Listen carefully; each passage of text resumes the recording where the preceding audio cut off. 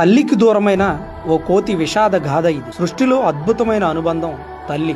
బిడ్డకి తల్లితో ఉండే అనుబంధం ప్రత్యేకం. తల్లికి బిడ్డపై ఉండే ప్రేమ అనురాగాలు ప్రపంచంలో మరే బంధంలోనూ కనిపించవు. ఇంతటి ఆప్యాయత అనురాగాలు ఏ రిలేషన్లోనూ మనం చూడలేము. మరి అంత గొప్ప తల్లి ప్రేమ పొందలేనటువంటి పిల్లల పరిస్థితి ఏమిటి? సృష్టిలో జంతువైనా మనిషి అయినా తల్లి ప్రేమ ఒకటే. తల్లితో ఉండే అనుబంధం ఏమాత్రం మారదు అని చెప్పడానికి ఈ స్టోరీ నిదర్శనం. జపాన్ లోని ఓ జూలో పంచ్ అనే ఓ కోతి పిల్ల ఉంది. అది పుట్టినప్పుడే తల్లికి దూరమైంది. అయితే జూ సంరక్షకులు పంచును కోతుల సమూహం ఉండే ఎన్క్లోజర్ కు తరలించారు. ఆ కోతులు పంచును కలుపుకోకపోవడం, పంచు కూడా వాటితో కలిసి మెలగలేకపోవడం గుర్తించిన జూ సంరక్షకులు ఆలోచనలో పడ్డారు. పంచుకు ఎలా తోడు అందించాలనే ఆలోచన వారి మెదడును కొత్త ప్రయోగాన్ని చేసేలాగా ప్రేరేపించింది. తల్లికి దూరమైన పంచును కనీసం అలాంటి ఒక రూపాన్నైనా అందించాలనే ఉద్దేశంతో ఒక కోతి బొమ్మను పంచుకు అందించారు. ఇక అప్పటి నుంచి ఆ బొమ్మనే పంచు తల్లి అనుకొని